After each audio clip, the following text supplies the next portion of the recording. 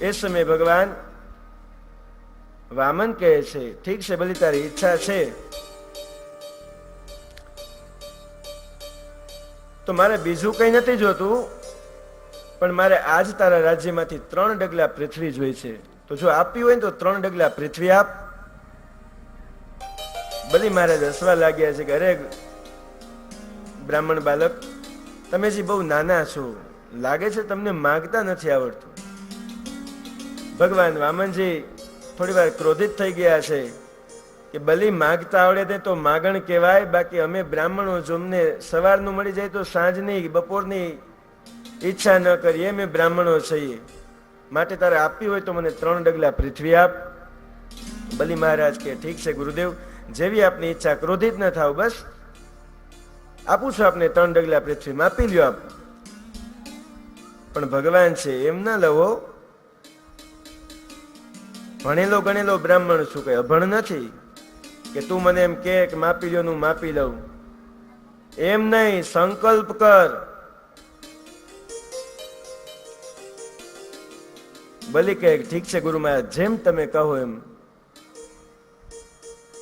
કરાવો સંકલ્પ. એ સમયે વામનદાણ કે એમ નહીં, પેલા અધિકાર તારા ભૂદેવ નો લાગે, પેલા તારા ગામના બ્રાહ્મણ ને, પેલા તારા ગુરુ શુક્રાચાર્ય ને કે સંકલ્પ કરાવે. બલી મહારાજ શુક્રાચાર્ય પાસે આવીને નમસ્કાર કરી, ગુરુ મહારાજ પેલા બ્રાહ્મણ બાલક આવ્યા છે, 3 ડગલા પૃથ્વી માગે છે, તો તમે સંકલ્પ કરાવી આપો ને. પણ આજ એ જ શુક્રાચાર્ય બલીની પરીક્ષા કરે છે કે મારો શિષ્ય સાચો છે કે નહીં. એ શુક્રાચાર્ય કહે કે બલી ના પાડી દે ને, તું એને ઓળખતો નથી, એ કપટી વિષ્ણુ છે. પણ અંદરથી તો એ ભાવ છે કે જોઉં કે બલી તું મારો સાચો શિષ્ય છે કે નહીં, એટલે પરીક્ષા કરીશ. કઈક ના પાડી દે 3 ડગલા પૃથ્વી, તું આને નથી ઓળખતો, તારું સર્વસ્વ વયું જશે. પણ એ જ બલી કે ગુરુ મહારાજ વચન અપાઈ ગયું છે, આપ સંકલ્પ કરાવો. શુક્રાચાર્ય રીસાણા છે કે હું સંકલ્પ નહીં કરાવું. એ સમય બલી મહારાજ પાછા વામનનારાયણ ભગવાન પાસે આવ્યા છે. આવીને પ્રાર્થના કરે છે કે બ્રાહ્મણ બાલક ગુરુદેવ, મારા ગુરુજી તો રીસાય જ કહે છે કે એ સંકલ્પ નહીં કરાવે, કોઈ બીજો ઉપાય ખરો? તો કહે કે હા, જો એ ના પાડતા હોય તો હું કરાવી દઉં, તો મને કોઈ વાંધો નથી, બાકી પેલો હક એનો લાગે. એટલે તેને પૂછી લીધું, હવે બરોબર છે, ના પાડતા હોય તો હવે હું તને સંકલ્પ કરાવું. તો ચાલ લે જળને હાથમાં. એ જ બલી મહારાજે હાથમાં જલ લીધું છે. વામન નારાયણ ભગવાન કહે છે કે બલી 3 વખત બોલો વિષ્ણવે નમઃ. તમે બધાય બોલો વિષ્ણવે નમઃ, વિષ્ણવે નમઃ, વિષ્ણવે નમઃ. કેટલા બોલ્યા? આંગળી ઊંચી કરો જોઈ. કેમેરા વાળા બેન કે આ બધાનું શૂટિંગ લઈ લ્યો, આમ ફોટો પાડી લ્યો. આ જેટલા વિષ્ણવે નમઃ બોલ્યા છે બધા ફરજિયાતમાં આવી ગયા છે. તમારે બધાને ભૂમિદાન કરવાનું છે. જાજુ નહીં, 200-500 વાર હોય તો અમારે તો જાજુ તો શું જોઈ. પણ આનંદ કરીએ છીએ. એ જ ભગવાને 3 વખત વિષ્ણવે નમઃ બોલાવી અને એ જ બલી મહારાજને સંકલ્પ કરાવે છે. અને અંતે કહે છે કે ત્રિપાદ ધરણી અહો રાજન બ્રહ્માર્પણમસ્તુ, કે 3 ડગલા પૃથ્વી બ્રહ્મને અર્પણ કરું છું. હવે કૃષ્ણ અર્પણમસ્તુ બોલ્યા હોય તો આપણે એમ સમજીએ કે ભગવાને બલીને છેતર્યો, પણ ભગવાને છેતર્યો નથી. બોલ્યા છે કે બ્રહ્માર્પણમસ્તુ. બ્રહ્મ તો કીડીમાં હોય, બ્રહ્મ તો હાથીમાં હોય, બ્રહ્માર્પણમસ્તુ બોલ્યા છે. એવા એ જ ભગવાને 3 ડગલા પૃથ્વી માગી છે. અંતે બલીને કહે કે બલી હવે હું માગી લઉં.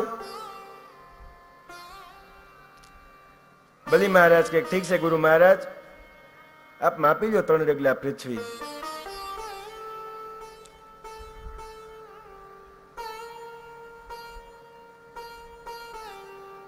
કથા એવી બનેલી કે જે જલ લેવાની પેલી પાત્ર હતું, એ પાત્રમાંથી જલ લેવા જાય તો શુક્રાચાર્યને થોડી વાર તો એમ થયું કે મારો શિષ્ય કે હમણાં બિચારાનું બધું વયું જશે, એટલે ચિંતા થઈ. એટલે પ્રથમ તો શુક્રાચાર્ય એવું કરેલું કે એ જ નાળચામાં જઈને બેસી ગયેલા, એટલે જલ આવતું નહોતું સંકલ્પ લેવા માટે. એટલે ભગવાને દર્ભ લઈ અને બલિને આપ્યું કે આલે બલિ, લાગે છે કે આ નાળચામાં કંઈક ફસાઈ ગયું લાગે છે, આલે આ દર્ભથી સાફ કર જરા. અને એ જ દર્ભ જે આ નાળચામાં પધરાવે ત્યાં એ જ શુક્રાચાર્યની આંખ ફૂટી ગઈ છે.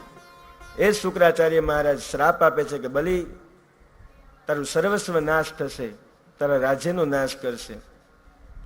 માટે પેલા આપણે શ્રવણ કર્યું હતું કે ભગવાન સ્વયં નિમિત્ત નથી બનતા, ભગવાન બીજાને નિમિત્ત બનાવે છે. આજ નિમિત્ત બનાવ્યા છે શુક્રાચાર્યને, કે શુક્રાચાર્ય મહારાજે શ્રાપ આપ્યો અને બલિનું બધું વયું ગયું.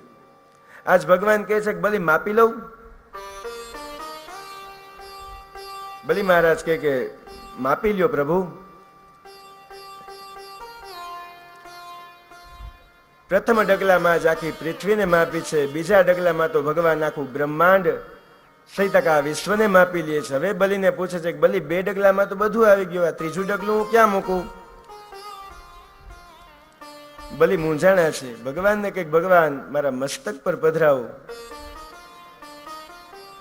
પણ બલિ, તું ઉભો છો તો મારી જ જમીન ઉપર ને, તું થયો તો મારો જ.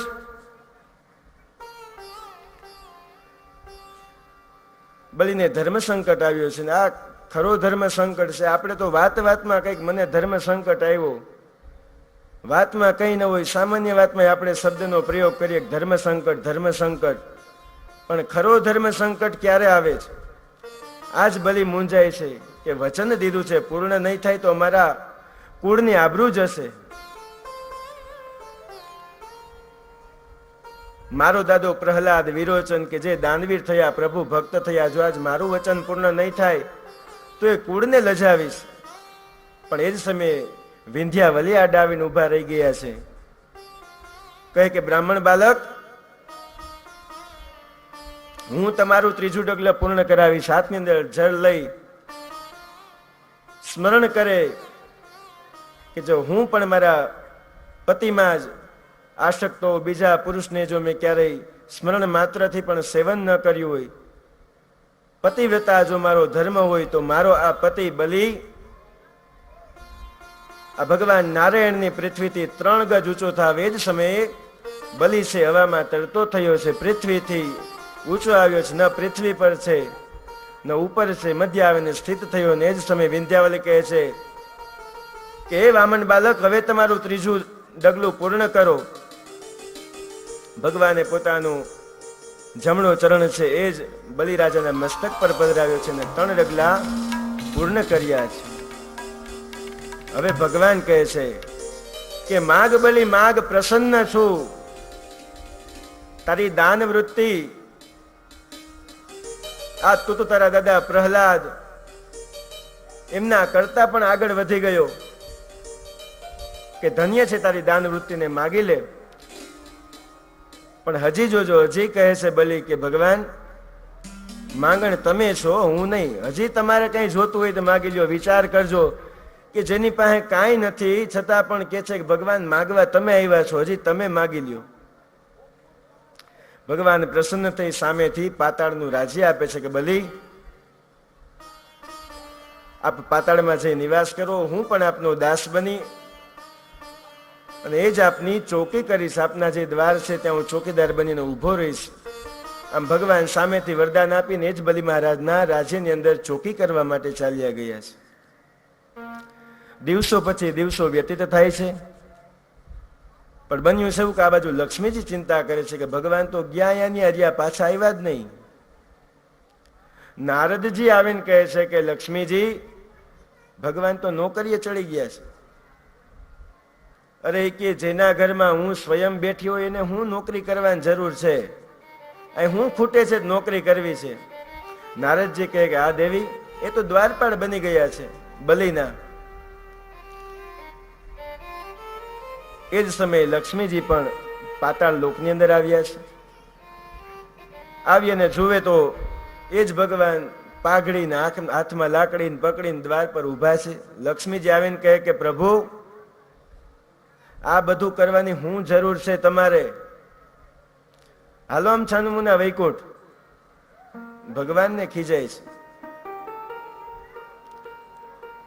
હા, બેનો એકાંતમાં પતિને ખીજાવું, પણ બધા માણસો વચ્ચે તો ખૂબ સન્માન આપવું. એકાંતમાં ઝઘડે સારું લાગે, પણ માણસો વચ્ચે, 2-5 વ્યક્તિઓ વચ્ચે તો પોતાના પતિને ખૂબ સન્માન આપવું. આ એક સાચી પતિવ્રતાનો ધર્મ છે. આ લક્ષ્મીજી કહે છે કે સ્વામી, આ કરવાની શું જરૂર છે તમારે? ચાલો આમ વૈકુંઠ. આવું ન સારું લાગે. ભગવાન કહે છે કે એમ ના આવું, મારા સ્વામીની રજા લઈ આવું. અહીંયાનો રાજા બલી છે, મારો સ્વામી છે. હું તો અત્યારે દ્વારપાળ છું. પેલા તું જઈને મારા સ્વામીની રજા લઈ આવે. જો રજા આપે તો હું આવું. એ જ સમયે માતા લક્ષ્મી બલિ મહારાજ પાસે આવ્યા છે.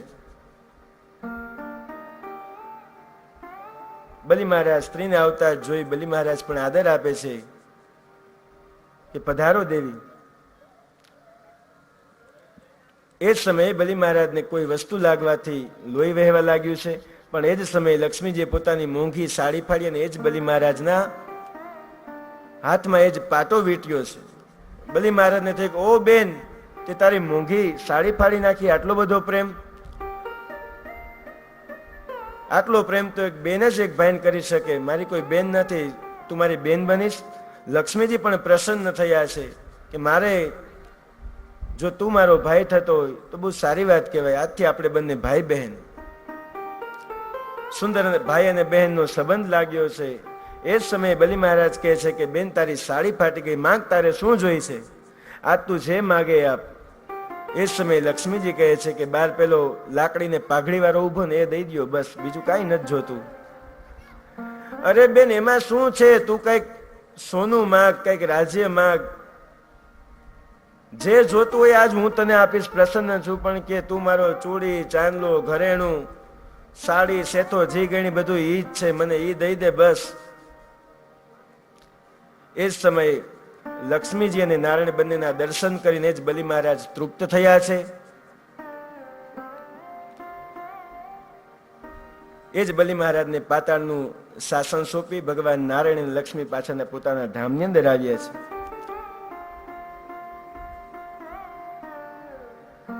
આગળ ભગવાનના મત્સ્ય અવતારની કથા બતાવી છે કે ભગવાનના 24 અવતારમાંનો એક અવતાર થયો છે કે સત્યવ્રત નામના કોઈ રાજા છે કે દરરોજ પાણીમાં ઊભીને તપ કરે છે. એક સમય એવું બન્યું છે કે કૃતમાલા નદીની અંદર જ્યાં તેઓ તપ કરતા હતા તો તર્પણ કરતા કરતા હાથનો ખોબો જલ ભરે છે અને એ જ જલની અંદર કોઈ માછલું આવે છે. જુએ તો કોઈ નાનું અમથું માછલું છે, ખોબામાં આવ્યું છે. માછલાને પાછું પાણીની અંદર પધરાવે છે. એ જ સમયે એ જ માછલાને વાચા આવે છે. કહે છે કે આપ જ મારી રક્ષા કરો, મને બીક લાગે છે કે અહીંયા આ જળની અંદર મને કોક મારી નાખશે તો. એટલે એ જ માછલી છે એ સત્યવ્રત રાજ્યમાં આવી અને કોઈ પાત્રની અંદર એ માછલીને રાખે છે. દિવસો પછી દિવસો વ્યતીત થયા તો એ જ માછલું છે પાત્ર કરતા પણ મોટું થયું.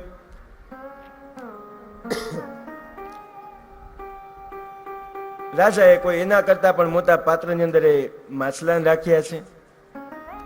એ પાત્ર કરતા પણ માછલું મોટું થયું છે. આમ કરતા કરતા નદીમાં પધરાવ્યા, નદી કરતા પણ મોટા થયા. અને હવે એ સત્યવ્રત રાજા બે હાથ જોડીને સ્તુતિ કરે છે કે આપ જે કોઈ પણ હોય તે મારી પરીક્ષા કરતા હોય. હવે મોટા મોટું જળાશય તો સમુદ્ર છે, એના કરતા પણ આપ વિશાળ થયા છો. આપ જે કોઈ પણ હોય મને દર્શન આપો, મારી પરીક્ષા ન કરો. એ સમયે ભગવાન પોતાના 24 અવતારમાં એક અવતાર એટલે ભગવાન સ્વયં મત્સ્ય નારાયણ તરીકે પ્રગટ થયા હતા. બોલો મત્સ્ય નારાયણ ભગવાન કી જય. રાજાને આજ્ઞા કરે છે કે રાજા, હું સ્વયં મત્સ્ય બનીને આપને દર્શન આપવા આવ્યો છું. ભગવાને કહ્યું કે આજથી 7મા દિવસે મહાપ્રલય આવવાનો છે, કે આ જે કઈ પણ પૃથ્વી દેખાય છે આ કોઈ પૃથ્વી રહેવાના નથી. મહાપ્રલય આવશે, બધું નાશ પામશે. પણ આપને આજ્ઞા કરું છું કે મારી પ્રેરણાથી તમે વિશાળ નૌકા તમારી સમીપ આવશે. એ જ વિશાળ નૌકાની અંદર સપ્તર્ષિઓ સહિત નાના મોટા બીજા જે કંઈ પણ વનસ્પતિઓ હોય, બીજ હોય, એ બધું લઈને તમે નૌકાની અંદર બિરાજમાન થજો. ત્યારબાદ હું આવીશ, મારી જ સિંગની અંદર આપ વાસુકી નાગનું દોરડું બનાવી અને બાંધજો. હું આપની રક્ષા કરીશ, સપ્તર્ષિઓ સહિત આપને યોગ્ય સ્થાને પહોંચાડીશ. આવી રીતે ભગવાન સપ્તર્ષિઓને સત્યવ્રતની રક્ષા કરે છે. આદિ વિસ્તારિક કથા તો કહે મત્સ્ય પુરાણમાં બતાવવામાં આવી છે. ભાગવતમાં માત્ર આટલી કથા છે કે ભગવાનના 24 અવતારમાં એક અવતાર થયો અને એ જ સત્યવ્રત રાજા અને સપ્તર્ષિઓની ભગવાને રક્ષા કરી છે. તો અષ્ટમ સ્કંદની અંદર જે કંઈ પણ ભગવાનના ગુણગાન ગાયા બધા જ ભગવાન બાલમુકુંદના ચરણોની અંદર સમર્પિત કરીએ અને આવો નવમ સ્કંદની અંદર મંગળ પ્રવેશ કરીએ. મન્વંતરાણિ સર્વાણિ ત્વયોક્તાનિ શ્રુતાનિ મે વિર્ણ્યાનંત વીર્યસ્ય હરેસ્તત્ર કૃતાનિ ચ. કોઈ નભગ રાજા છે, એ જ નભગ રાજાને ત્યાં નાભાગ થયા છે. નાભાગને ત્યાં અંબરીશ થયા છે. સૂર્યવંશનું વર્ણન ચાલી રહ્યું છે કે આપણે જે ભગવાનની રાહ જોઈ રહ્યા છે, મર્યાદા પુરુષોત્તમ રામ, એમની વંશાવલીની કથા છે. ભાગવતજીમાં તો નથી, પણ આવો સમય અનુસાર થોડી આપણે એ જ સૂર્યવંશની વંશાવલી પણ શ્રવણ કરીએ. તો એ જ અંબરીશ રાજા કેવા હતા તો કે 11 પારાયણી હતા. નિત્ય એકાદશી વ્રત કરનારા હતા. અને આપણે બધા સાંભળ્યું હોય ને, ધન્ય એકાદશી, એકાદશી કરીએ તો વ્રજ સુખ પામીએ. અંબરીશે એ વ્રત કીધા છે, દંડ દુર્વાસાને દીધા છે. હે એને પ્રભુએ પોતાના કરી લીધા છે. ધન્ય એકાદશી, એકાદશી કરીએ તો વ્રજ સુખ પામીએ. એ જ અંબરીશ નિત્ય એકાદશીના પારાયણી હતા. એક સમયે દુર્વાસા ઋષિ આવે છે. એટલે એકાદશીનો નિયમ હોય કે એકાદશીના વ્રત કરવું, દ્વાદશી એટલે 12ના એ વ્રતને પૂર્ણ કરવું. એટલે બન્યું કે દુર્વાસા ઋષિ આવ્યા છે. 11ના દિવસે રાત્રિ મુકામ કરી 12ના દિવસે સવારે સ્નાન કરવા ગયા છે. પણ વ્રતનો નિયમ છે સૂર્યોદય થી સૂર્યોદય. હા, ઘણા તો રાતના 12 વાગે ને પછી ભજીયાને ઘાણવો નાખે કે હાલો ભાઈ હવે 12 વાગ્યા પછી તારીખ ફરી ગઈ, હવે ભજીયા ખાઈ લે. પણ એવું નથી. સૂર્યોદય થી સૂર્યોદય વ્રતનો નિયમ છે કે સવારે સૂર્યોદય થી કંઈ ન લેવું. બીજા દિવસનો જ્યારે સૂર્યોદય થાય ત્યારે વ્રતને પૂર્ણ કરવું, આવો નિયમ છે. અને એ જ રાતે 12 વાગે તો ખાલી તારીખ બદલે છે. હા, એ અંગ્રેજી તારીખ છે ને એ જ ખાલી બદલે છે, બાકી આપણી તિથિ તો સૂર્યોદય થી સૂર્યોદય જ બદલે. તો એ જ અંબરીશ ઋષિ નિત્ય એકાદશીના પારાયણી હતા. દ્વાદશીના દિવસે બન્યું છે એવું કે દુર્વાસા ઋષિ તો સ્નાન કરવા ગયા. બન્યું છે એવું દુર્વાસા ઋષિને થોડો વિલંબ થયો છે. અને આ બાજુ અંબરીશ વિચારે છે કે જો હું એકાદશીના પારણા નહીં કરું, જો એકાદશી આગલા દિવસની છે, આજે 12ના દિવસે પૂર્ણ નહીં કરું તો મારું વ્રત તૂટશે. એટલે અંબરીશ ઋષિએ જલપાન કર્યું છે. દુર્વાસા આવીને જુએ તો એ જ અંબરીશ દુર્વાસા ઋષિની પહેલા જલપાન કરીને, એટલે દુર્વાસા મુનિ ક્રોધિત થયા છે કે રાજા, તારો નિયમ છે કે બ્રાહ્મણને તારે જમાડી પીવડાવીને પછી તારે જલ આચમન કે ભોજન કરવું જોઈએ, પણ આજ તું મને મૂકીને પેલા તે જલ પીધું છે.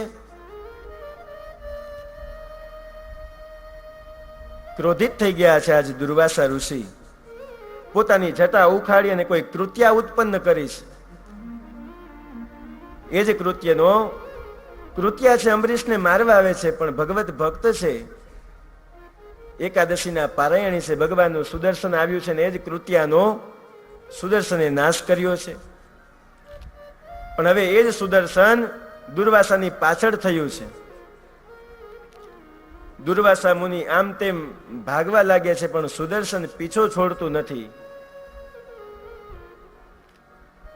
દુર્વાસા મુનિ બધા દેવતાઓ પાસે ગયા, મહાદેવજીના શરણોમાં ગયા, નારાયણના શરણોમાં ગયા, બ્રહ્માના શરણોમાં ગયા, પણ કોઈ દેવ એમની રક્ષા કરી શક્યું નહીં. કહે કે તમે એક ભક્તનું અપમાન કર્યું છે. ભગવાન કહે કે કદાચ મારું અપમાન કર્યું હોત ને તો માફી મળત, પણ મારા ભગવાન મારા ભક્તનું અપમાન કરે એને હું ક્ષમા નથી આપતો. દુર્વાસાને આજ ભૂલનો પસ્તાવો થયો છે. ભગવાનને કંઈક ભગવાન કોઈ યોગ્ય ઉપાય બતાવો. એ સમયે ભગવાન કહે છે કે તમે એ જ અંબરીશની જઈને માફી માંગો, જો એ આપને ક્ષમા કરે તો મારું સુદર્શન આપને ક્ષમા આપશે. દુર્વાસા દોડતા દોડતા એ જ અંબરીશ રાજાની સમક્ષ આવી અને પ્રાર્થના કરે છે કે રાજન અંબરીશ, મને ક્ષમા આપો, મારી ભૂલ થઈ. એ જ સમયે અંબરીશ રાજા દુર્વાસા મુનિને ક્ષમા આપે છે. એ જ સમયે સુદર્શન પણ શાંત થયા છે. આવા એ જ અંબરીશ રાજા તો એકાદશીનું વ્રત કરીને ભગવાનનું પરમ પદ પામ્યા છે, કે જેમને આજે પણ આપણે ઓળખીએ છીએ. આવા એ જ સૂર્યવંશની અંદર રાજા ત્રિશંકુ થયા છે, કે જેને ઈચ્છા હતી કે હું સ્વર્ગમાં જાઉં, એટલે એ જ પોતાના ગુરુને કહે કે મારે સ્વર્ગમાં જવું છે. તો સ્વર્ગમાં જવા માટે એમના ગુરુએ યજ્ઞ કરાવ્યો. તો એ જ રાજા જે છે એમનું આમ તો નામ સત્યવ્રત છે, કે સત્યવ્રત રાજાને સ્વર્ગમાં જવું એટલે ગુરુ પાસે યજ્ઞ કરાવ્યો. સ્વર્ગમાં જવા ગયા તો દેવતાઓએ પોતાના બળ વડે પાછા એમને નીચે પછાડ્યા. હવે ના ગુરુ કહે જો આ નીચે પડે તો મારું અપમાન થાય, મારી વિદ્યાનું અપમાન થાય. આજ ગુરુ મહારાજે સત્યવ્રતને નીચે નથી પડવા દેતા અને દેવતાઓ ઉપર નથી આવવા દેતા. આમ એ આ પૃથ્વી અને સ્વર્ગની વચ્ચે સ્થિર બન્યો છે, માટે એનું નામ ત્રિશંકુ પડ્યું છે. હવે ત્રિશંકુ રાજા પણ સૂર્યવંશની અંદર થયા છે. ત્યારબાદ એ જ સૂર્યવંશની અંદર રાજા હરિશ્ચંદ્ર થયા છે, જેમને આપણે બધા ઓળખીએ. કોઈ પણ નાની વાત હોય, સત્યની વાત આવે એટલે રાજા હરિશ્ચંદ્રને આપણે યાદ કરીએ, કે સત્યવાદી રાજા હરિશ્ચંદ્ર, કે જેઓ સત્યને પલ પલ ક્ષણવાર માટે પણ છોડતા ન હતા. બધી જ વાતની અંદર સત્યનું આચરણ કરતા હતા. એવા રાજા હરિશ્ચંદ્ર એ સૂર્યવંશની અંદર જન્મ્યા છે. તો સમય નથી, પણ સમયને અનુરૂપ થોડી આપણે હરિશ્ચંદ્ર, આમ તો રામચરિત માનસમાં જ કથા છે, ભાગવતજીમાં તો માત્ર એ જ ભગવાનના શ્રાપિત જય અને વિજય એટલે રાવણ અને કુંભકર્ણ એમનો ખાલી ઉદ્ધાર કરવા માટે ભગવાન અવતર્યા, એટલું જ ખાલી કથા છે. પણ થોડી કથા શ્રવણ કરી. એ જ રાજા હરિશ્ચંદ્ર સત્યવાદી હતા. એક દિવસ બન્યું છે એવું કે દેવલોકની અંદર સભા થઈ, સ્વર્ગની અંદર સભા થઈ, કે આપણે જો કોઈ મનુષ્યના લોકને આપણા અહીંયા સ્વર્ગમાં સ્થાન આપવું હોય તો કોને આપવું? એટલે બધા કહે કે રાજા હરિશ્ચંદ્ર છે, ઉત્તમ છે. એ માટે એટલે બધાને તો એમ થયું કે સાચી વાત છે, એમને સ્થાન મળવું જોઈએ. પણ એમાંના એક ઋષિ બિરાજમાન છે, કહે કે નહીં, પરીક્ષા સિવાય, પરીક્ષા તો બધાને આપવી પડે, પરીક્ષા કર્યા વગર એમ થોડું માની લેવાય કે રાજા હરિશ્ચંદ્ર જઈ બેહવા માટે યોગ્ય છે. પરીક્ષા તો થવી જ જોઈએ. એટલે એ જ સમયની વાત છે કે પૃથ્વી ઉપર રાજા હરિશ્ચંદ્ર રાજ કરે છે. પોતે સત્યવાદી હતા. એ જ રાજાને તારામતી નામની સુંદર પત્ની છે. તારામતીથી એમને સંતાનની પ્રાપ્તિ થઈ છે, કે જેમનું નામ રોહિતાષ્ટ રાખ્યું છે. રોહિતાષ્ટ પણ પોતાના પિતાની જેમ જ ગુણવાન છે. પણ આ બાજુ વિશ્વામિત્ર આજ રાજા હરિશ્ચંદ્રની પરીક્ષા કરવા આવ્યા છે, કે સ્વર્ગની અંદર સભા થઈ કે રાજાને બેસાડવો છે, પણ રાજા યોગ્ય છે કે નહીં. સ્વયં વિશ્વામિત્ર ઋષિ આજે રાજા હરિશ્ચંદ્રની પરીક્ષા કરવા આવ્યા છે. આવી અને રાજાને કહે કે તમે સત્યવાદી છો, મેં બહુ તમારા વખાણ સાંભળ્યા છે, તો હે રાજા મને આપ દાન આપો. કેમ કે રાજાએ દાન આપવું ને બ્રાહ્મણે દાન સ્વીકારવું એક અધિકાર છે. એ સમયે સત્યવાદી રાજા હરિશ્ચંદ્ર કહે કે માગો ગુરુજી, શું આપને દાન આપવું છે? માગો એ હું આપને દાન આપીશ. એ જ સમયે વિશ્વામિત્ર કહે છે કે મને તારી આ સમગ્ર જે કાંઈ પણ રાજ્ય સંપદા છે બધી જ દાનમાં આપી દે. હરિશ્ચંદ્ર મહારાજ એક ક્ષણનો પણ વિચાર્યા કર્યા વગર પોતાનું બધું જ જે સંપદા છે, રાજ્ય છે, બધું રાજા એ વિશ્વામિત્ર મુનિને આપી દે છે. બીજા દિવસનો સૂર્યોદય થયો એટલે એ જ વિશ્વામિત્ર કહે કે રાજન, હવે આપ અહીંથી જઈ શકો છો. રાજા હરિશ્ચંદ્ર કહે ઠીક છે ગુરુદેવ, જેવી આપની આજ્ઞા. પણ એ જ સમયે વિશ્વામિત્ર કહે છે કે રાજા, તે મને દાન તો દીધું પણ દક્ષિણા તો દે. હા, દાન અને દક્ષિણા અલગ છે, બેનને એક ન સમજતા દાન અને દક્ષિણા. વિશ્વામિત્ર કહે છે કે તે મને દાન તો દીધું, હવે મને દક્ષિણા આપ.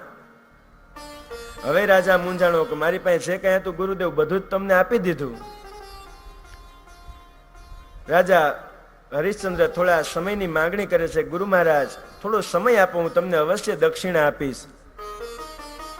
એ સમયે જ રાજા હરિશ્ચંદ્ર પોતાની પત્ની અને પુત્રને કોઈ બ્રાહ્મણની ઘેર વેચ્યા છે અને સ્વયં રાજા હરિશ્ચંદ્ર પણ કોઈ ચાંડાલને ત્યાં વેચાયો છે કે જે સૌ બાળવાનું કામ કરે છે. દિવસો પછી દિવસો વ્યતીત થયા છે. જે કંઈ પણ એનું દ્રવ્ય મળ્યું એ વિશ્વામિત્ર મુનિને આપી અને દક્ષિણા આપે છે. દિવસો પછી દિવસો વ્યતીત થતા હતા.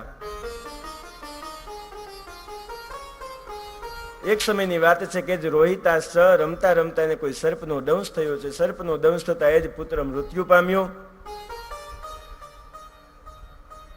હવે એ જ પુત્ર મૃત્યુ પામ્યો એટલે એની માતા લઈ અને એને બાળવા માટે સ્મશાને આવે છે. સ્મશાને આવીને જુએ તો એ જ પોતાનો પતિ હરિશ્ચંદ્ર એ જ સ્મશાનની રખેવાળી કરતા હતા. પેલા ચાંડાલે કહેલું કે જે કોઈ પણ અહીંયા સૌને બાળવા આવે એમની પાસેથી આટલા રૂપિયા લેવાના, આટલી મુદ્રિકા લેવાની, પછી જ એમને બાળવા દેવાના. પણ આજે તો રાજા હરિશ્ચંદ્ર છે કે જ્યાં ક્યારેય ખોટું કરતા નથી. બાકી આપણે તો અત્યારે આપણો શેઠ થોડીક વાર બહાર જાય એટલી વારમાં તો ઘણું ઊંધું ચતું કરી નાખે. એમાં ક્યાં શેઠને ખબર પડવાની છે? દરરોજ છાપામાં નવું નવો આજે આટલાની કર ચોરી થઈ, આજે આમ થયું, ફલાણું થયું. પણ આ તો રાજા હરિશ્ચંદ્ર છે, સ્વામી આજ્ઞામાં તત્પર છે. ચાંડાલે આજ્ઞા કરેલી કે બધાની પાસેથી તમારે મુદ્રિકા લઈને જઈ સૌને બાળવા દેવાના, એમને કોઈને સૌ બાળવા દેવાના નથી. આજે એ જ ચાંડાલ સ્મશાનમાં નથી, એ જ તારામાંથી પોતાના દીકરાને લઈને ત્યાં સ્મશાનમાં બાળવા આવે છે. પ્રાર્થના કરે છે કે મારો દીકરાનું મૃત્યુ થયું છે, એમને બાળવા દો. રાજા હરિશ્ચંદ્ર કહે છે કે આપની પાસે મુદ્રિકા છે, મને આપો. આજ પોતાની પત્નીને કહે છે વિચાર કરજો, તમારી પાસે મુદ્રિકા હોય તો લાવો, મને સ્વામી આજ્ઞા છે કે મુદ્રિકા લીધા વગર કોઈને પણ સૌ બાળવા દેવા નહીં.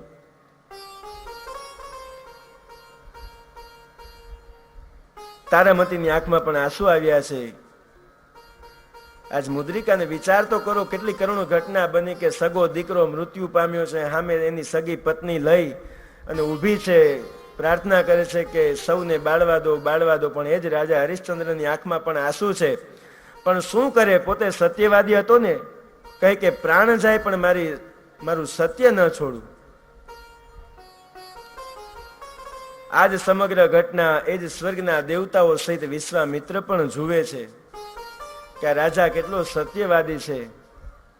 એ સમયે બધા દેવતાઓ પણ પ્રસન્ન થઈ અને એ જ રાજા હરિશ્ચંદ્રની સમીપ આવ્યા છે. આવીને કહે પ્રસન્ન છીએ રાજા હરિશ્ચંદ્ર, આપની સત્ય પ્રતિ જે નિષ્ઠા છે એમનાથી અમે બધા પ્રસન્ન થયા છીએ. વિશ્વામિત્ર મુનિ પણ આવ્યા છે, બધાએ આશીર્વાદ આપ્યા છે કે રાજા આપની પરીક્ષા કરવા આવ્યા હતા કે સ્વર્ગની અંદર જો કોઈ મનુષ્ય લોકના મનુષ્યને બેસાડવો હોય તો કોણ શ્રેષ્ઠ છે. જે પરીક્ષામાં આપ ઉત્તીર્ણ થયા છો, આપ પણ સ્વર્ગને શોભાયમાન બનાવવા માટે આવો. આવી રીતે એ જ રાજા હરિશ્ચંદ્ર ની કસોટી છે તે કસોટીની અંદર પૂરેપૂરા ખરા ઉતરી અને એ જ રાજા હરિશ્ચંદ્ર પોતાના સત્યવ્રતને અખંડ રાખે છે. તો સાથે એ જ સૂર્યવંશની અંદર હરિચંદ્ર થયા છે. એમને ત્યાં રોહિત, રોહિતને ત્યાં હરિત, હરિતને ત્યાં ચંપ, ચંપને ત્યાં વિજય, વિજયને ત્યાં ભરૂક, વૃક, બાહુક. આ રીતે સૂર્યવંશમાં સગર રાજા થયા છે. એ જ સગર રાજા એક સમયે અશ્વમેઘ યજ્ઞ કરે છે અને આ જ અશ્વમેઘ યજ્ઞનો ઘોડો ઇન્દ્ર ચોરીને લઈ ગયા છે. એ જ ઘોડો ચોરીને પૂર્વ અને ઉત્તરમાં કોઈ કપિલ મુનિનો આશ્રમ આવેલો છે. આશ્રમમાં મૂકી અને ક્યાંક ઇન્દ્ર ચાલ્યા જાય છે. એ જ સમયે સુમતીના ગર્ભથી ઉત્પન્ન થયેલા સગર, એમના જે પુત્રો છે એ ઘોડો ગોતવા નીકળ્યા છે. ઘોડો ગોતતા ગોતતા આમ તેમ જુએ, પણ એ જ સમયે એ જ કપિલ મુનિના આશ્રમ સમીપ આવી અને જુએ તો ઘોડો છે સગર મુનિના આશ્રમમાં બાંધેલો હતો. એટલે બધાને થયું કે આ મુનિએ જ આપણો ઘોડો ચોર્યો છે.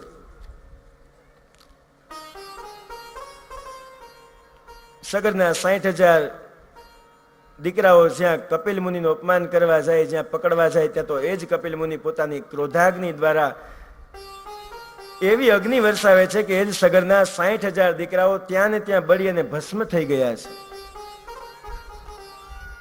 આમ સગરના 60,000 દીકરાઓનું મૃત્યુ થયું છે. એમની જે રાખ હતી ત્યાં ને ત્યાં બળીને ઢગલો થઈ છે.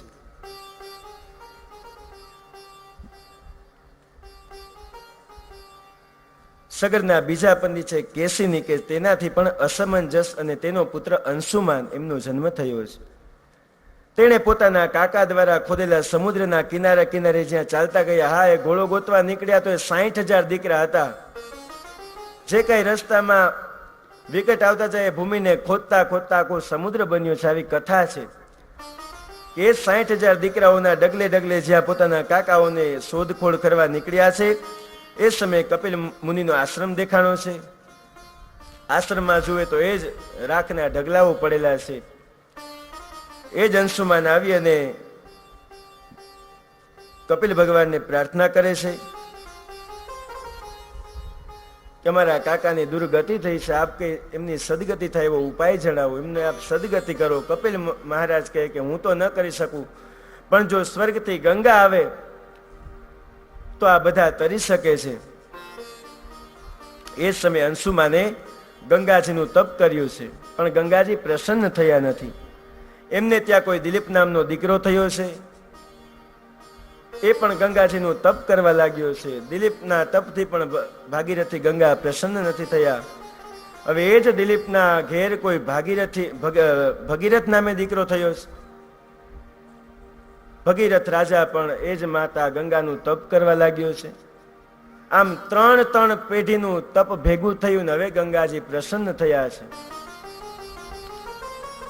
ભગીરથ રાજાને કહે કે રાજા હું પૃથ્વી ઉપર તો આવીશ, પણ પેલા તું એવી જગ્યાની શોધ કર કે જે ક્ષેત્ર મને ઝીલી શકે. બાકી હું જો પૃથ્વી ઉપર આવીને તો આજ આખી પૃથ્વીને લઈને પાતાળમાં વહી જઈશ. હું ગંગા આજ અભિમાનમાં બોલે છે કે હું ગંગા જો ધરતી ઉપર અવતરીને તો તારા આખી પૃથ્વીને લઈને પાતાળમાં વહી જઈશ.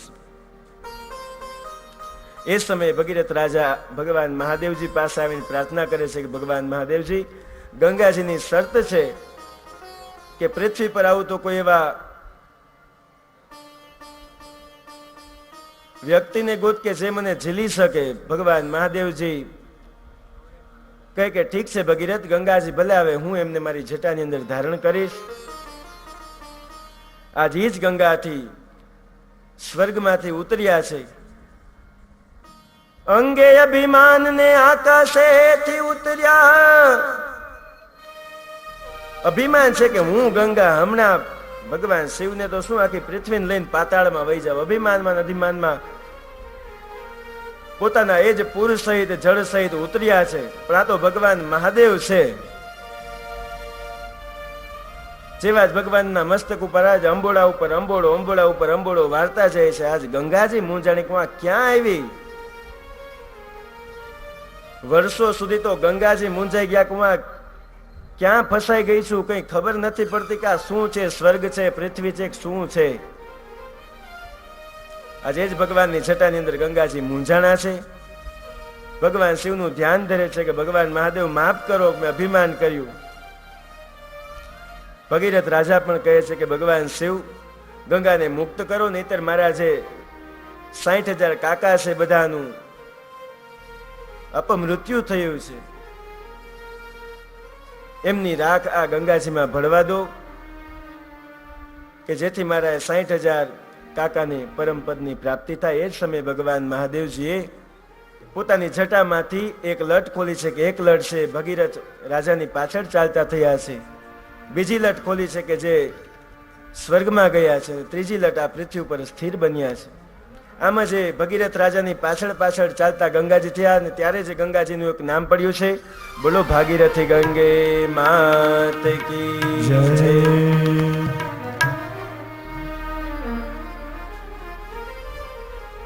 કથા તો એવી છે કે રસ્તામાં કોઈ જૂનું ઋષિ આવે છે કે જે અંજલિ દ્વારા આખા ગંગાજીને પી ગયા છે. ભગીરથ રાજાએ પ્રાર્થના કરી કે ઋષિ મહારાજ ગંગાને મુક્ત કરો, નહીતર મારા કાકાની મુક્તિ નહીં થાય.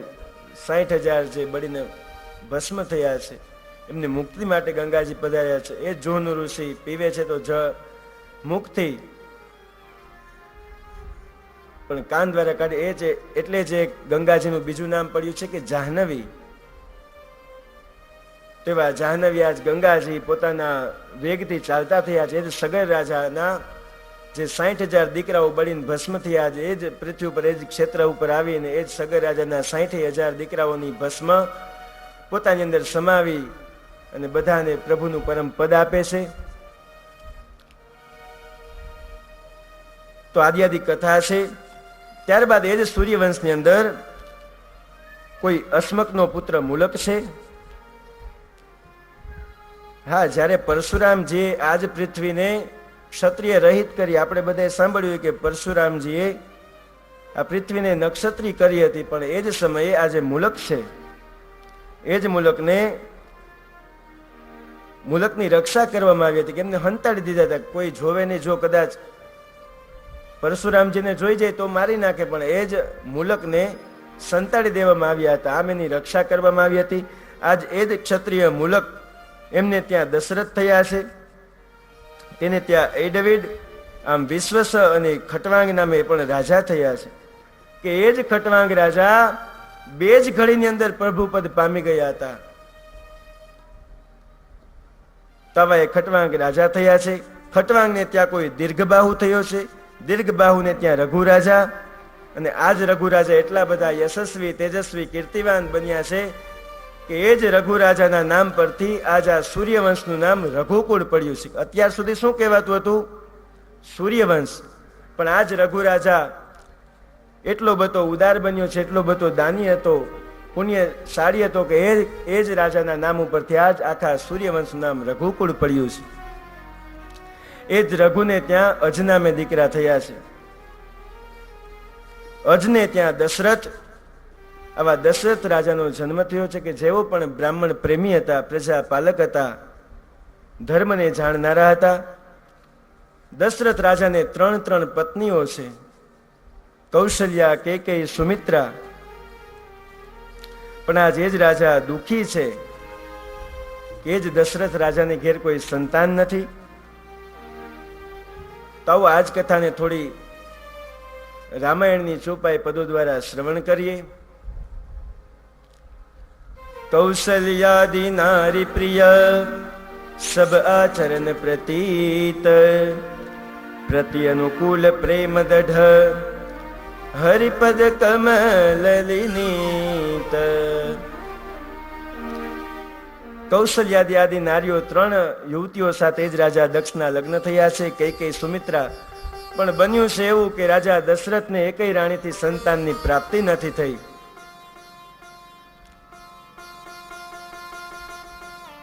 એટલે રાજાને મનથી ચિંતા છે કે ભગવાન, આ તે કેવી વિડંબના છે કે શું આમાં મને કલંક લાગશે કે મારાથી આ વંશ અટકી જશે? એટલે એ જ રાજાના મનની અંદર ચિંતા છે. એક બાર ભૂપતિ મન માહી ભેઈ ગ્લાની મો હે સુત નાહી. રાજાને મનની અંદર ગ્લાની થઈ છે કે હે વિધાતા, મારાથી શું આ રઘુકુળ અટકી જશે, વંશ અટકી જશે, મને કલંક લાગશે? મનની અંદર ગ્લાની છે, વિચાર કરે છે કે મારી ઘેર સંતાન નથી, સંતાન નથી. પણ રાજા દશરથનું ચરિત્ર જોજો કે જ્યારે મનની અંદર પ્રશ્ન હોય ત્યારે ક્યાં જવું. હા, ગમે એની સામે મનનો પ્રશ્ન ન કહી દેતા. બધાને મનની વાત ન કહેવી, પેલા જોવું કે કોણ યોગ્ય છે એને જ તમારા મનની વાત કહેજો. બાકી તો સંસારિક જીવો છે, આપણી સામે બેઠા હોય ત્યાં સુધી તો મીઠું મીઠું બોલે, પછી બહાર નીકળીને ઇનાય કહે કે ભાઈ કઈરા ભોગવે છે. એટલે કોઈ પણ ને તમારા મનની વાત ન કહેતા, યોગ્ય પુરુષ હોય, તમારા ગુરુ હોય, એમની પાસે જઈને જ તમારા મનની વાત કહેજો. આજે જ રાજા દશરથને મનની અંદર ગ્લાની થઈ છે કે અરે વિધાતા, શું મારાથી આ રઘુકુળ અટકી જશે? એ સમયે એ જ રાજા ગુરુ ગ્રહ ગયે તુરત મહિપાલા. ગુરુ ગ્રહ તુરત મહિપાલા. શરણ લાગી કરી વિનય વિશાલા. શરણ લાગી કરી વિનય વિશાલા. એક બાર ભૂપતિ મન માહી. એક બાર ભૂપતિ પગડા. એ જ રાજા આજ પોતાના ગુરુની સમીપ ગયા છે. એ જ રાજા દશરથ પોતાના ગુરુના ખોળાની અંદર માથું રાખીને રોવા લાગ્યા છે. આજ પોતાના શિષ્યને રોતો જોઈને ગુરુને ચિંતા થઈ છે કે કેમ દશરથ, શું થયું? કઈ ચિંતા છે મને કે? તું રાજા છો, રાજા આમ રડતો નહીં સારો, રાજા તો પ્રસન્ન હોવો જોઈએ.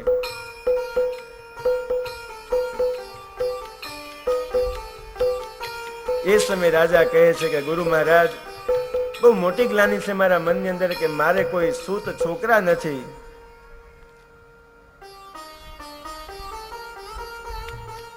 મને કોઈ દીકરા નથી ગુરુ મહારાજ, એટલે જ હું સંતાન નથી માટે દુઃખી છું. ગુરુ મહારાજ આપે કૃપા કરો ને.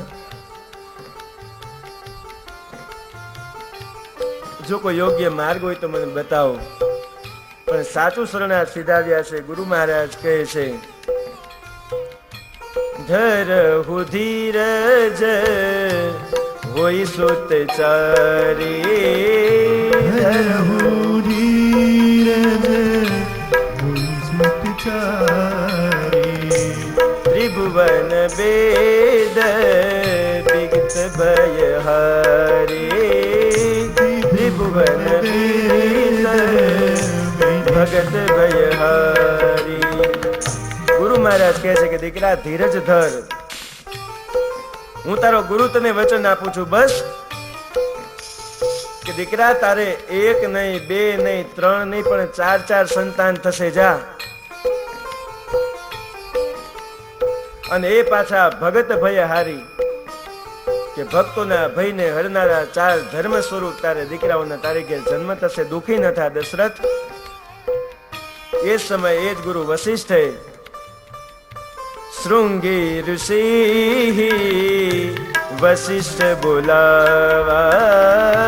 શૃંગી ઋષિ વશિષ્ઠ બોલાવા. પુત્ર કામ શુભ યજ્ઞ કરાવા. પુત્ર કામ શુભ યજ્ઞ કરાવા. હા, બધા ક્ષેત્રની અંદર એમના નિષ્ણાંતો હોય છે. એટલે એ જ પુત્ર કામેષ્ઠ યજ્ઞના જે શ્રેષ્ઠ જેવા શૃંગી ઋષિને આજ વશિષ્ઠે બોલાવ્યા છે કે હે શૃંગી ઋષિ, મારા દશરથની ઘેર સંતાન નથી, માટે આપણે કામ કરો ને એમના રાજ્યમાં આવો અને એમને સુંદર પુત્ર કામેષ્ઠી નામનો યજ્ઞ કરાવો. એ શૃંગી ઋષિ આજ અયોધ્યાની અંદર પધાર્યા છે. સુંદર યજ્ઞ ચાલવા લાગ્યો છે.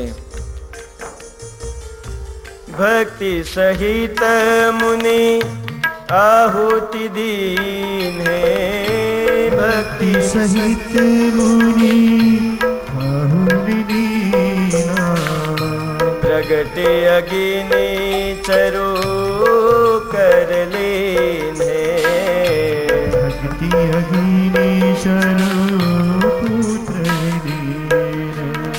કે સુંદર એ જ યજ્ઞના કુંડની અંદરથી સ્વયં અગ્નિનારાયણ પ્રગટ થયા છે.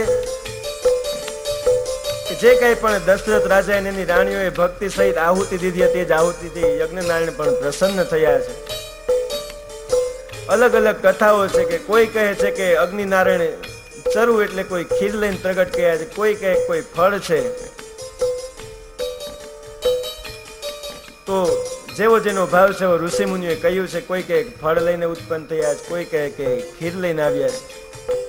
તેવા એ જ અગ્નિનારાયણ સુંદર ફળ લઈને પ્રગટ થયા છે. આવી અને એ જ ફળ શૃંગી ઋષિને આપ્યું છે.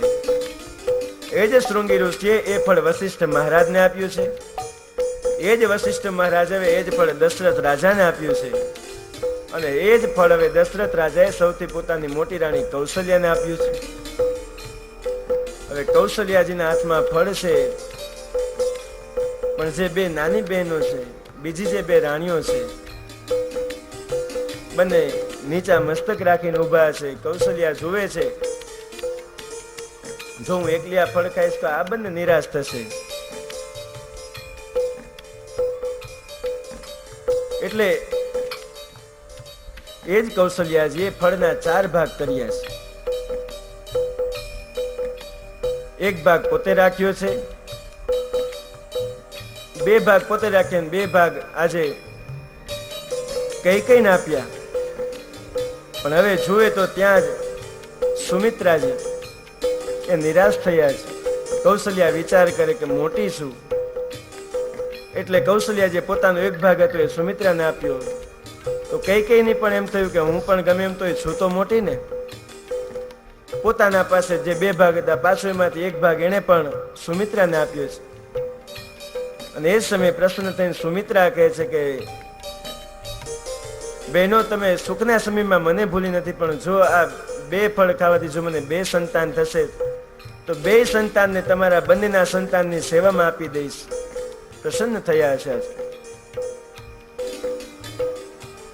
એહી વિધિ ગર્ભ સહિત સબ નારી, विधि गर्भ सहित सब नारी, ભય હૃદય હર સિત સુખકારી, ભય હૃદય હર સિત સુખકારી, ભય હૃદય હર સિત સુખકારી, भय हृदय सुख हर्षित चारी.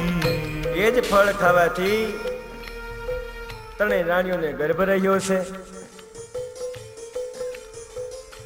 ભઈ હૃદય હર્ષિત સુખ ભારી, કે હૃદયમાં કોઈ પ્રસન્નતાની એ સીમા નથી રહી. જ્યાં એ ગર્ભ રહ્યો ત્યાં તો ત્રણેય રાણીઓને પ્રસન્નતા થવા લાગશે. જાદીન તેહી ગર્ભ હિ આયો, જાદીન તેહી गर्भ सकल लोक सुख संपत्ति छाए, सकल लोक सुख संपत्ति छाए. કે જ્યારથી જે ગર્ભની અંદર ભગવાન આવીને બિરાજ્યા તો આજ વિશ્વની અંદર સકલ લોક સુખ સંપત્તિ દાય, બધી જગ્યાએ સુખ છે. લક્ષ્મીજી પોતાના દાન આપવા લાગ્યા છે કે આ પ્રભુ નારાયણ સ્વયં પૃથ્વી ઉપર ગયા છે. બધી જગ્યાએ પ્રસન્નતા છે. પક્ષીઓ કલરવ કરે છે. બધાને સુંદર સુંદર વિચારો આવવા લાગ્યા છે, વાતાવરણ પણ પ્રફુલ્લિત બન્યું છે.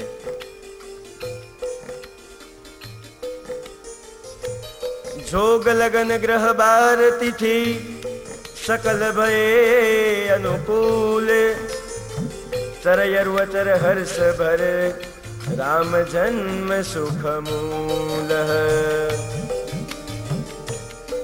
એ સમયે તુલસીદાસજી મહારાજ કહે છે કે યોગીઓ પણ જેની રાહ જુએ છે કે ક્યારે ભગવાન એ અવતાર લે, ક્યારે એમનો જન્મ થાય ને ક્યારે જય જયકાર કરીએ, એવા જ્યારે જોગ લગન તિથિ બધું અનુકરીને જોઈ ના ને જ તુલસીદાસજી મહારાજજી લખે છે કે સુંદર કોઈ 9મી તિથિ આવી છે. ગુવર્થે ત્યક્ત રાજ્યો વ્યચરયદનુવનમ યદ પદ્માભ્યામ પ્રિયાયાહ પાણી સ્પર્શાક્ષમાભ્યામ મૃજિત પયરુજેયો હરિશ્ચંદ્રાનુમભ્યામ. સુંદર તિથિઓ પછી તિથિઓ જવા લાગી છે. એકમ, બીજ, ત્રીજ, ચોથ, પાંચમ, છઠ, સાતમ, આઠમ, નવમ. પૂર્ણ તિથિ છે નોમ. આજ 9મી તિથિ આવી છે. 9મી તિથિ મધુ માસ પુનીતા. 9મી તિથિ મધુ માસ પુનીતા. શુક્લ પક્ષ અભિજીત હરિપ્રીતા. શુક્લ પક્ષ અભિજીત હરિપ્રીતા. શુક્લ પક્ષ અભિજીત હરિપ્રીતા. શુક્લ પક્ષ અભિજીત હરિપ્રીતા. તુલસીદાસજી મહારાજજી લખે છે કે એ જ 9મીના દિવસે શુક્લ પક્ષ અને એમાંય પાછું અભિજીત નક્ષત્ર આવ્યું છે. આવીને જ અભિજીત નક્ષત્ર સ્થિર બન્યા છે. મધ્ય દિવસ અતિ શીતન ધામા. મધ્ય દિવસ અતિ શીતન ધામા. મધ્ય દિવસ થયો છે કે આપણે જોતા હોય તો બપોરના શું હોય, તડકો હોય બપોરના, પણ મધ્ય દિવસ અતિ શીતન ધામા. ક્યાં તો એ જ સૂર્યનારાયણ પણ પ્રફુલ્લિત થયા છે કે મારા વંશની અંદર આજ ભગવાન પ્રગટ થવાના છે.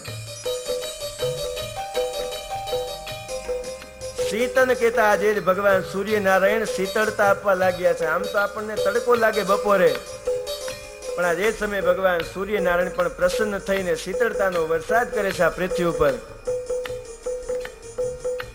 મધ્ય દિવસ અતિ શીતલ ધામા.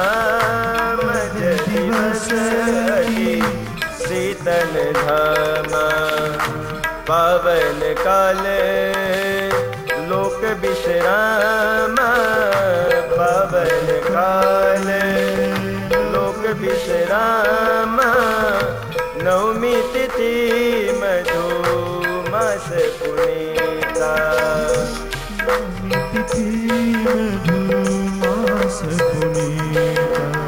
સુંદર હવે નક્ષત્રો પણ પોતપોતાની જગ્યા આવીને સ્થિત થયા છે. અભિજીત નામનું નક્ષત્ર છે, મધ્ય દિવસ છે. એ જ બ્રાહ્મણો પોતાના મંત્રનો ઘોષ કરવા લાગ્યા છે.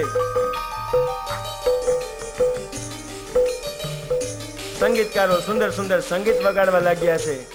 એ જ દેવતાઓ તૈયાર થઈ ગયા છે ક્યારે ભગવાન પ્રગટ થાય અમે પુષ્પની વર્ષા કરીએ. યક્ષો ગંધર્વો બધા જ ભગવાનના સ્વાગતની તૈયારીઓ કરવા લાગ્યા છે. સુંદર સુંદર પુષ્પો ખીલવા લાગ્યા છે. સુંદર આજ પૃથ્વીની અંદર સુગંધિત વાતાવરણ બન્યું છે. અને એ જ સમયે તુલસીદાસજી કહે છે, વિપ્રધેનુ સુર સંતહિત લીન મનુજ અવતાર. નિજ ઈચ્છા નિરમિત તનુ માયા ગુણ ગોપાલ.